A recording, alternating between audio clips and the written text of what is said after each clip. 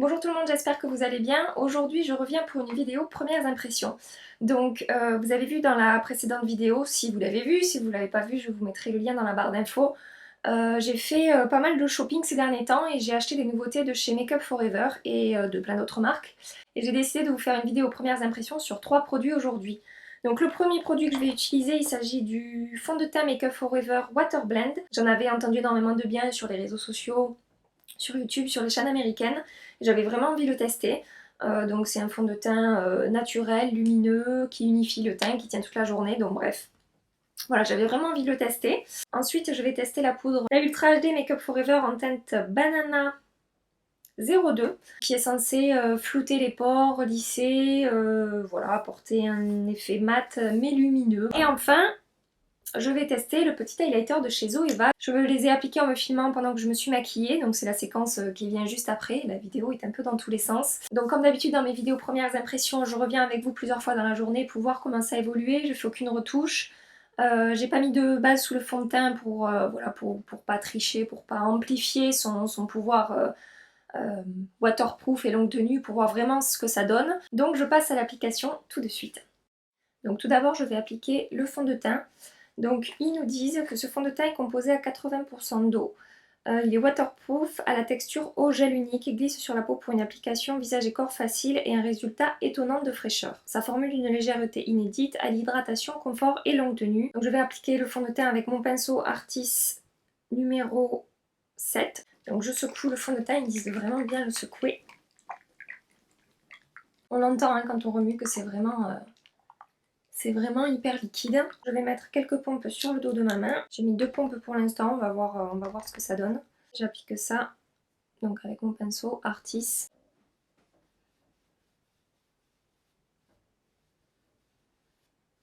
Donc la teinte, je pense que c'est bon. Effectivement, c'est une couvrance vraiment très légère. J'ai pas voulu l'appliquer au Beauty Blender parce que vu que c'est très liquide, j'ai peur que l'éponge absorbe vraiment tout le fond de teint et que je sois obligée d'en mettre 28 pompes pour pouvoir faire mon visage.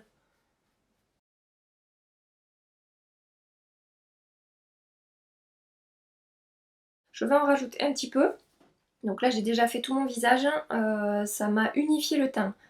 Ça m'a pas camouflé mes rougeurs. Je pense que j'ai un gros truc dégueu qui va sortir ici. On voit toujours mes rougeurs aux ailes du nez et ça n'a pas du tout camouflé mes cernes, mais ça a unifié mon teint et c'est vrai il est lumineux. Voilà, donc je vais rajouter du fond de teint pour voir comment ça se comporte si on fait plusieurs couches pour la couvrance. Bon, mais ça se comporte très bien, hein. Ça se comporte comme pour la première couche.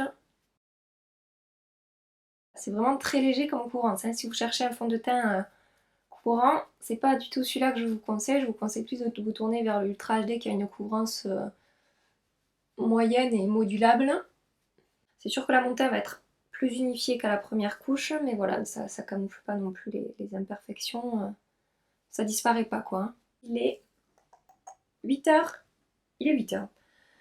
Donc je vais porter ce fond de teint toute la journée. Je vais appliquer mon correcteur, mon anti-cerne.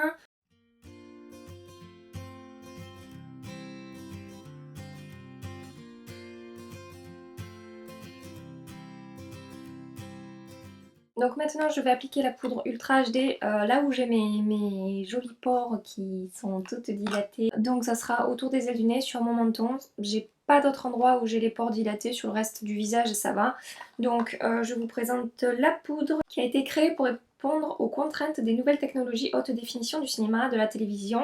Les formules Ultra HD sont invisibles sous les caméras 4K à l'œil nu. C'est une poudre de finition qui donne un léger effet mat et laisse sur la peau un fini lisse et lumineux. Elle floute instantanément les ridules, les pores et les imperfections et offre un teint parfaitement lisse. Enrichie en acide hyaluronique, elle prévient également le dessèchement de la peau. Je vous l'avais présenté dans le haul également, voilà la bestiole. Le packaging est vraiment très sympa, en boîtier en métal. Et la poudre à l'intérieur, voilà, moi j'ai pris la teinte Banana 02. Donc rien qu'au toucher, cette poudre est d'une douceur incroyable. On sent qu'elle est ultra fine, vraiment ultra fine.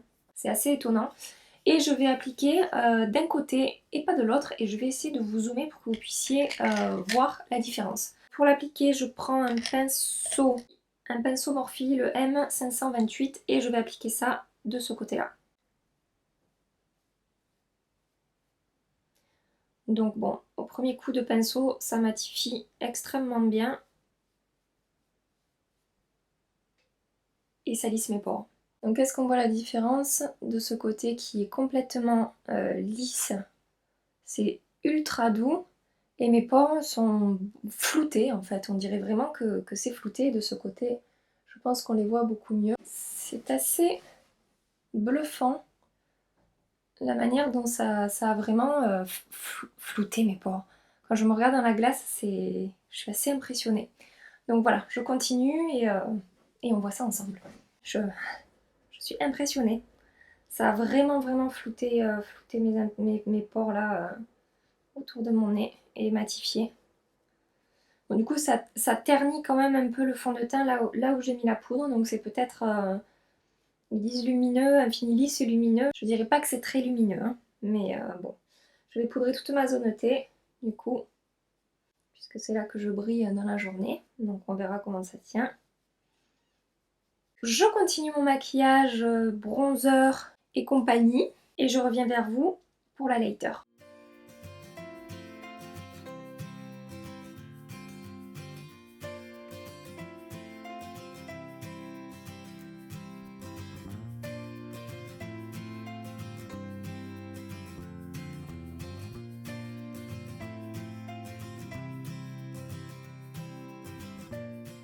J'ai quasiment terminé mon maquillage. Je vais appliquer la lighter Zoeva qui est un highlighter gel. Bon, j'ai mis des produits poudre dessous, du bronzer. La poudre Make Up For Ever, je suis pas montée jusque là, donc ça va. Donc mes pores sont complètement lissés. Je suis contente.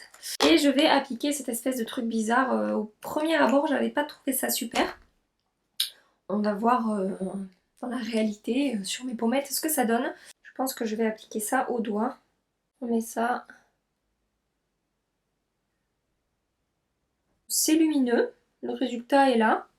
On va voir, la couleur est vraiment jolie. C'est un espèce de champagne qui tire un tout petit peu sur le rose. Ils ont d'autres teintes, hein. Ça c'est la teinte Halo. Je sais qu'ils ont d'autres teintes plus dorées. Le deuxième côté, je vais l'appliquer avec mon Beauty Blender, voir un peu ce que ça donne. Bon, apparemment ça marche aussi. Bon, écoutez, l'highlighter, ça s'est bien appliqué, même par-dessus les produits poudre. Moi, je pense que ça aurait été encore plus facile par-dessus les produits crème, mais ça a marché, ça m'a pas déplacé la matière en dessous. Donc c'est plutôt pas mal. Je sais pas si vous voyez, c'est quand même assez lumineux. C'est pas un highlighter qui va être hyper flashy et hyper voyant, mais ça reste ça se voit quand même, c'est bien lumineux, ça a fait son job. Ça a séché, donc là maintenant c'est sec, comme si j'avais mis de la poudre. C'est mieux que ce que j'avais swatché sur ma main, j'avais eu peur, j'avais trouvé ça vraiment pas du tout voyant, mais j'avais peur que ça soit vraiment sans aucun effet. Et on voit quand même bien l'effet lumineux. Je reviendrai vers vous en milieu de journée. Entre midi et 2, ça fera 4-5 heures que j'ai appliqué, le fond de teint, la poudre et l'highlighter pour voir comment ça a bougé. Et puis je reviendrai vers vous en rentrant du travail. Si vous êtes curieuse sur mes lèvres, hein, je porte ce magnifique rouge à lèvres liquide de chez MAC que j'ai également présenté dans mon haul, qui est le Top with Brandy, qui est vraiment super joli. Il est beaucoup plus foncé que le tube une fois qu'il sèche. Mais moi j'aime beaucoup la couleur, donc ça me dérange pas. Je suis assez contente du résultat globalement. Le fond de teint est vraiment très joli. J'ai quand même camouflé mes imperfections avec de l'anti-cerne puisqu'il n'est pas totalement couvrant. Et la poudre, ben, vous avez vu en direct, j'étais assez étonnée de l'effet que ça a donné à mes pores, que ça les a vraiment floutés. L'highlighter, ben voilà, je viens de vous faire l'application en direct, donc je ne vais pas m'étaler 20 ans là-dessus. Je reviens tout à l'heure avec vous pour un petit check-up. Donc me voilà pour le check-up de milieu de journée, il est 13 h et donc j'ai un peu regardé comment ça avait évolué. Globalement, le fond de teint n'a vraiment pas bougé. Donc j'ai tout qui a tenu, il n'a pas migré dans les plis, il n'a pas bougé sur mon menton. Normalement c'est là où sur moi le premier endroit où le fond de teint va bouger, c'est vraiment sur le menton. Désolée pour le décor, je suis dans un bureau abandonné. Au niveau du fond de teint, vraiment, il évolue super bien, il n'y a pas de souci, aucune démarcation, il ne file pas dans les plis, il marque pas les ridules, donc de ce côté-là. je crois que tout va bien, tout a bien tenu. Du côté de la poudre par contre que j'ai appliquée, on revoit un peu plus mes pores que ce matin, donc c'est pas, j'ai l'impression que c'est pas une super longue tenue. Mes pores sont un peu réapparus. Il faudrait, je pense, que je fasse une retouche, chose que je ne vais pas faire puisque je suis en test de produit sur la durée, donc je ne vais pas toucher à mon maquillage. Je brille un petit peu sur le menton, donc voilà, ça matifie pas sur toute la journée. Je pense qu'avec ce poudre, il faut faire des retouches et donc on peut voir que je brille un peu là aussi, donc je brille sur le menton et sur le nez un petit peu, mais bon c'est très léger, hein, c'est pas du tout une catastrophe et j'ai pas honte de me trimballer comme ça dans les bureaux. Et pour ce qui est de l'highlighter, ça n'a pas bougé, vu que ça a séché, en fait, que la formule gel a séché, je pense que ça reste bien en place. L'effet est subtil, assez naturel, donc bah, écoutez, contrairement à ce que je pensais au début, c'est plutôt pas mal. Donc jusque là, comment dire, le fond de teint, tout va très bien. La poudre, ça a bien marché au début, ça a l'air de s'estomper un peu dans la journée. Et pour l'highlighter, bah écoutez, jusque là, tout va bien. Je reviens avec vous ce soir pour faire un deuxième check-up et pour voir un peu comment tout ça a bougé. Je vous dis à tout à l'heure. Bisous. Me revoilà pour le check-up final, donc il est quasiment 8h, ça va faire presque 12 heures que je porte le maquillage, donc je pense que c'est pas mal pour un check-up final. Je vais vous faire un point produit par produit pour voir un peu comment ça s'est passé pour moi aujourd'hui au niveau du maquillage. J'ai quand même la peau qui est devenue pas mal grasse autour des ailes du nez et dans le pli du nez, chose qui ne m'arrive pas avec mes produits favoris que j'utilise et donc voilà. Ça veut dire que c'est pas non plus, ça répond pas parfaitement à mes attentes. J'ai un peu graissé ici, donc c'est un peu brillant sur le front. Beaucoup beaucoup, entre guillemets, beaucoup plus que d'habitude en fait. Voilà, j'ai pas la peau ultra grasse, mais voilà, je brillais quand même pas mal sur les ailes du nez. J'ai les pores qui sont totalement réapparus. La poudre ne fait plus aucun effet. Déjà dans le check-up de midi, je vous avais dit que on voyait déjà beaucoup plus mes pores, donc voilà, donc je pense que cette poudre Make Up Forever, je pense qu'il faut l'embarquer dans son sac et faire des retouches avec. Alors sur le moment, elle est vraiment ultra efficace, elle va matifier, elle va vraiment flouter les pores, mais voilà, je pense qu'il faut en réappliquer dans la journée pour prolonger l'effet. Et le fond de teint a tendance à me faire briller, donc sur la zone T, plus que mes autres fonds de teint qui sont plus adaptés peut-être à mon type de peau. Après, effectivement, il n'a pas bougé. Un peu toujours sur le menton, mais ça c'est parce que je touche toujours mon menton quand je suis au bureau, je m'appuie comme ça. Donc même là où j'ai la peau qui brille, le fond de teint n'a pas migré, n'a pas bougé, n'a pas fait de démarcation, c'est juste gras quoi. C'est super charmant. C'est gras.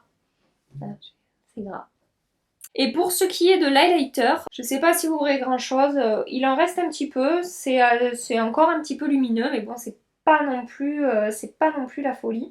On voit que j'ai de l'highlighter, mais ça fait pas hyper naturel, ça se voit que j'ai du produit en fait sur ma joue, donc voilà, est-ce que c'est dû au fond de teint, est-ce que c'est ça en fait, de faire les premières impressions tout à la fois, on peut pas savoir quel produit a merdé, voilà. Donc je ne referai plus jamais ça, un produit après l'autre, Kelly. Ne soyez pas trop impatients. À savoir, j'ai la peau mixte, donc c'est-à-dire que j'ai la peau grasse sur cette zone-là, mais sous mes yeux et sur mes joues, et même parfois par ici, là, à côté de mon sourcil, j'ai la peau sèche. Voilà.